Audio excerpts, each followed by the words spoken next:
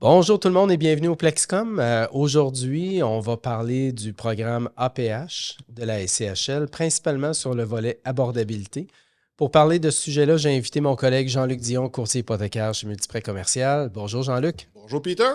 Alors, dis-moi, programme APH du côté de l'abordabilité, qu'est-ce que tu en penses? Le fameux programme APH. Hein? C'est pas le programme qui nous a fait sauver bien des dossiers depuis que les taux ont augmenté. C'est comme le programme miraculeux Ça a des deux beaucoup dernières aidé durant années. cette période-là, effectivement. Effectivement. Mais est-ce que ça aide tant que ça nos clients? Ben, sérieusement, il faut faire bien attention parce que moi, je trouve qu'il y a un volet dangereux au programme APH. On prend l'APH totalement, que ce soit l'abordabilité et l'efficacité énergétique ou l'accessibilité. Le fait que quand on finance un projet avec des ratios de couverture plus petits, avec un amortissement allant jusqu'à 50 ans, ben, quand tu vas avoir à refinancer ton immeuble dans 5 ans ou dans 3 ans, Il ne s'est pas créé d'équité. c'est pas créer d'équité. Absolument. Puis tu risques d'avoir même de la difficulté à revenir dans le même programme. Exact. Exact. Fait que l'abordabilité, elle, tu sais, c'est encore la plus dangereuse d'ailleurs parce que tu viens geler pendant 10 ans tes loyers aux règles du TAL. Mhm. Donc, ce qui fait que tu dois respecter les règles du TAL pour ne pas augmenter plus de qu'est-ce qu'ils font.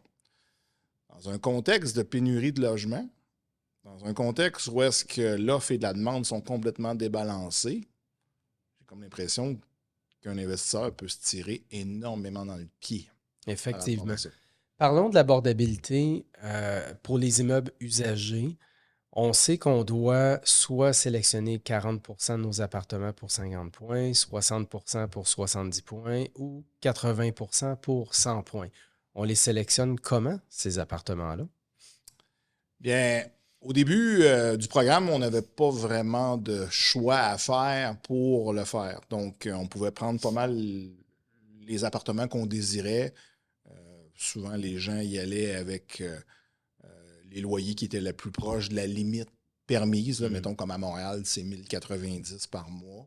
Donc, les gens allaient à ça pour se garder de la place. C'est que s'il y avait des loyers qui voulaient optimiser, mettons, qui étaient à 700, voulaient se donner de la place pour ça. Maintenant, ça ne fonctionne plus de même depuis l'année passée. Je pense qu'ils ont changé la règle. Donc, ça fonctionne par catégorie de logement, donc les 2,5, 3,5, 4,5, 5,5, mais le prix au pied carré. Donc, la SCHL va permettre de mettre les loyers abordables ceux qui ont le plus faible ratio dollars au pied carré. Mais toujours par catégorie. Fait que si j'ai, par exemple, 4, 2,5 dans mon immeuble, je veux en sélectionner 2, ben c'est les 2 moins chers au pied carré que je dois prendre. Exact. OK, parfait. Fait que si, mettons, tu en as un, mettons, c'est ça, 3,5, tu en as un à 1,20, un à 1,30 le pied carré, puis l'autre à 1,60, ben, tu dois prendre celui-là à 1,20. Mais si je les prends toutes, là, je suis correct. Si Ah, je si tu les ai prends tout, toutes t'es prises, je suis correct, t'es correct. correct. Sinon, si j'en prends pas, si je prends pas l'entièreté de ma catégorie, ben là, il faut que je fasse un choix à ce moment-là. Puis ce choix-là, je peux-tu le changer en cours de route pendant les 10 prochaines années? Euh, Ça, au début, c'était quelque chose qui était permis tant que tu donnais, mettons, un 3,5 par un 3,5. Hmm. Mais maintenant, normalement, je pense qu'on ne peut plus On faire peut ça. plus Puis dans faire les ça. attestations sont claires. On ne peut plus modifier un loyer en cours de route maintenant. Fait que là, il faut être certain, si je choisis un appartement particulier, soit que je rentre, je suis dans l'optique que je sais que mon appartement est optimisé, ou soit que je sais que mon locataire va rester là encore très longtemps. Puis là, on sait que le gouvernement vote une loi en ce moment qui empêche la rénoviction. Oui. Donc, évidemment, ça fait en sorte que dans mon choix d'appartement, sachant que mes locataires ne bougeront plus, ben, je vais prendre ceux que je sais qui vont rester là aussi le plus longtemps ou le plus proche, comme tu disais, de la limite acceptable. Exact. OK, cette fameuse limite-là, elle date de 2019.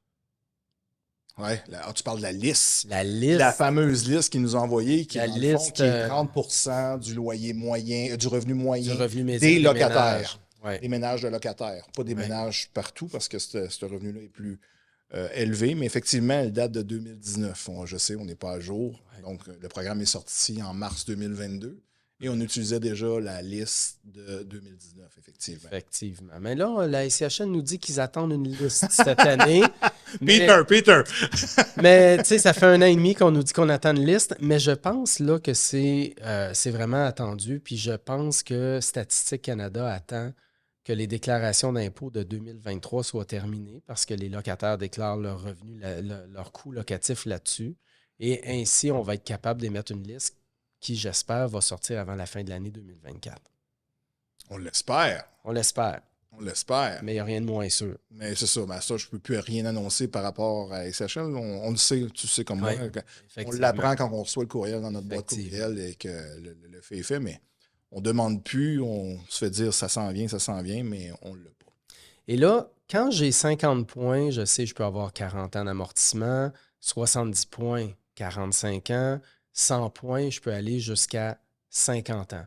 Mais tantôt, là, tu as émis des réserves par rapport au fait d'aller chercher un amortissement plus élevé. Moi, j'ai envie de te dire, fiscalement, c'est payant que j'aille chercher un amortissement plus élevé, non?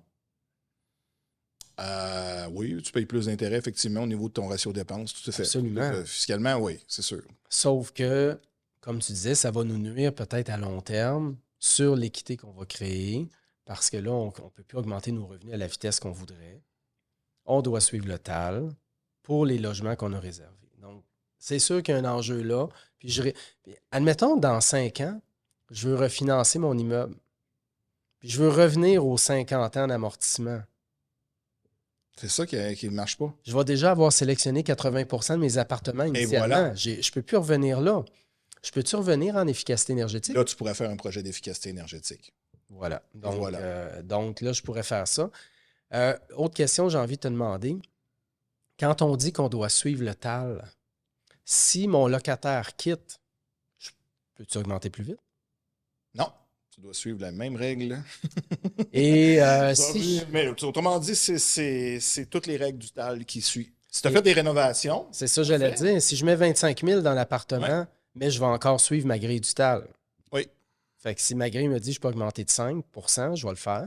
C'est ça. Mais je ne peux pas dire que j'augmente de 7 000. Tu peux avoir mis 50 000 dans le logement, c'est pas vrai qu'il faut pas l'augmenter nécessairement de 50 000. Mettons que mon immeuble est neuf, puis que je fais exprès pour construire des logements dont certains vont être abordables. Mais là, techniquement, je ne suis pas assujetti au TAL parce que mon immeuble est neuf pendant les 5 premières années. Il arrive quoi? Puis là, tu sais que la règle a changé. La nouvelle loi 31 a changé au mois de février dernier. Un immeuble neuf ne peut plus être augmenté comme il veut pendant les premiers 5 ans. Il doit annoncer, autrement dit, d'avance, c'est quoi l'augmentation pour les 5 prochaines années. Fait qu'on est conscient que ça va diminuer ça. Mais quelqu'un qui aurait choisi, mettons, dans une construction neuve, je vais te dire, là, il aurait fait des petits loyers là, qui respecter la règle abordable. Il peut le faire. Mais encore là, je suis convaincu, puis là, je ne l'ai peut-être pas poussé, mais qu'il doit attendre, je pense, les règles du TAL pour être en mesure d'augmenter ce loyer-là qui est converti en loyer abordable. OK. Donc, en conclusion, Jean-Luc, le programme APH Select version abordabilité, il est intéressant, mais il faut avoir en tête, évidemment, les conséquences de nos décisions sur la prise de valeur de notre immeuble. Tout à fait. Parce que les gens, des fois, veulent avoir ça pour avoir plus d'argent. Tu t'en souviens, au début de l'APH, les gens soumettaient juste en abordabilité. Absolument. Peut-être qu'on devrait considérer en premier l'efficacité énergétique avant d'aller en abordabilité. C'est ce qu'on voit maintenant. Absolument. Merci beaucoup, Jean-Luc. Ça a été super intéressant. Parfait.